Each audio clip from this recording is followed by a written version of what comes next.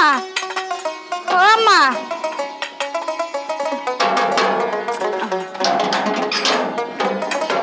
কেউ কি বাইরেছেন? তাই কি হয়েছে? আল্লাহর রাস্তা আমার কিছু ভিক্ষা দেন না, দুইটা চোখে আমি কিচ্ছু দেই না, দেন। তোদের ফকিরের বাচ্চার জন্য রুমে যে একটু ঘুমাবো তার কোনো উপায় নেই, তোদের মতো ফকিরদের কারণে, ছোট লোকের জাত।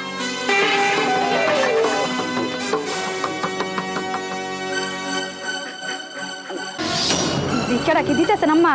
দেন, আল্লাহ আপনাকে ভালো করবো। দেন, আল্লাহ রাস্তে দেন, আল্লাহ আপনার ভালো করবো।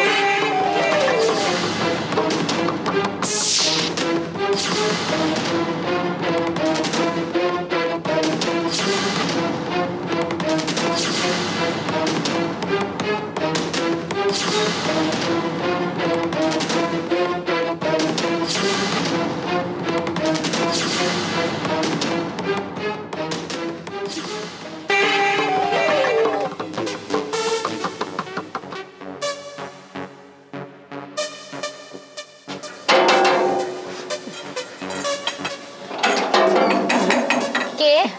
মাগো, আমি অন্ধ মানুষ, আল্লাহ রাস্তে কিছু ভিক্ষা দিবা? আপনি দাঁড়ান, আমি নিয়ে আসতেছি।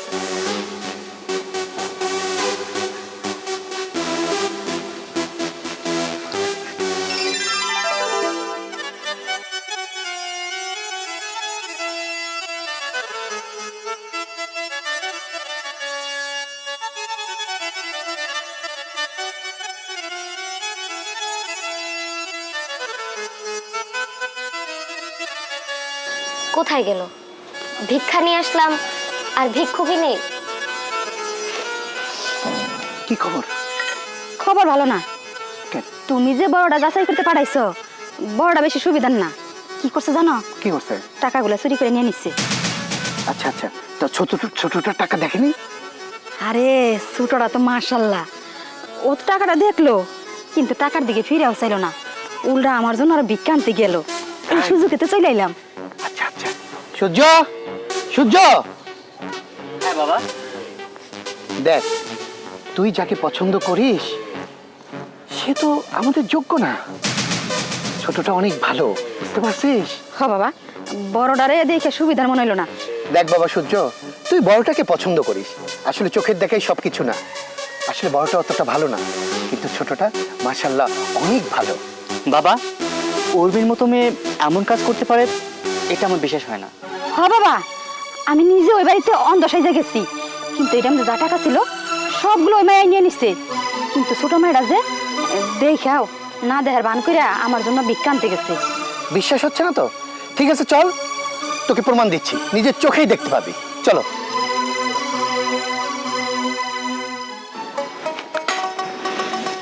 আসসালামু আলাইকুম। ওয়ালাইকুম আসসালাম। সূর্য কেমন আছো? আলহামদুলিল্লাহ ভালো। এই উর্মি, উর্মি। কি রে ফকিন্নির বাচ্চা, তুই আমার বাড়ির মধ্যে ঢুকে পড়েছিস? তোর জন্য আমি তখন ঘুমাতে পারিনি, আমার কাঁচা ঘুমটা তুই নষ্ট করেছিস। তোর সাহস কি করে হলো এই বাড়িতে ঢোকার? উর্মি থাম, কাকে কি বলছিস?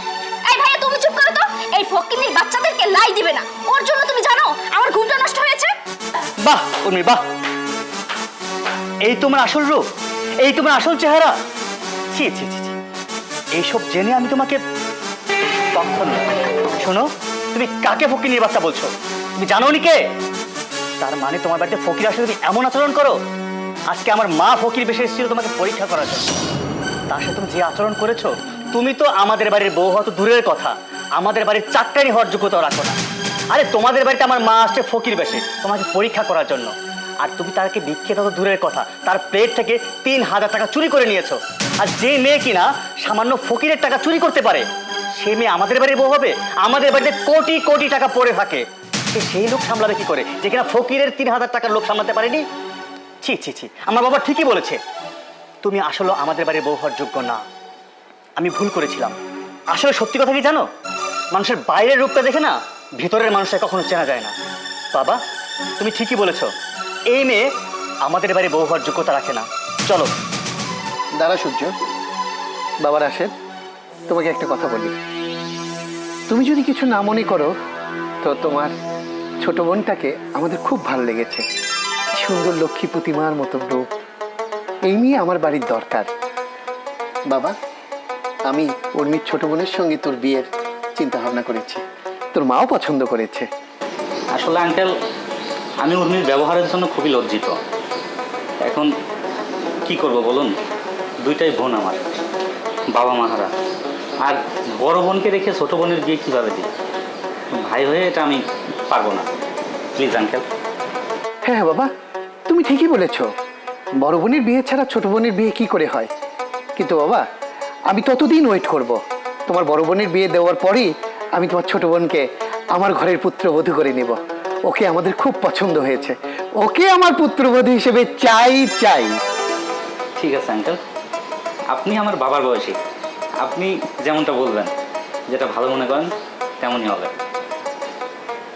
ঠিক আছে বাবা, তাহলে আজকে আমরা আসি। কি বলো, শুক্রবারে আসুক না? তাহলে বাবা তুমি শুক্রবারে আসো, আমরা বসে আলাপ সালাপ করবো, ঠিক আছে? আঙ্কেল বসেন, হালকা পাতলা নাস্তার ব্যবস্থা। না বাবা, আজকে আর বসবো না, আজকে আমরা আসি, চলো। আচ্ছা ঠিক আছে আঙ্কেল। ভাইয়া, এটা তুমি কি করলে? তুমি আমার মনে কষ্ট দিয়ে তুমি আমার হবু হাজবেন্ডের সঙ্গে সেবার বিয়ে ঠিক করলে? তুই চুপ থাক, একদম চুপ। ছোটবেলা থেকে তোকে অনেকবার বলেছি যে এই হাত টানার অভ্যাস বন্ধ কর, না শুনিসনি। তোদের স্বাধীনতা দিয়ে আজ আমার এই পরিণতি। আমার ভাগ্য ভালো যে শেফার মতো একটা ছোট বোন ছিল আমার, নাইলে আমার মাথা হেট হয়ে যেত আজকে। যা ঘরে যা, এখন থেকে ভদ্রভাবে চলাফেরা করবি। ভাইয়া, বোন, আমি তোর অনুমতি ছাড়াই তোর বিয়ে ঠিক করে ফেলছি, তুই তুই কিছু মনে করিস না। না আমি জানি তুই আমার কথার অবাধ্য হবি না।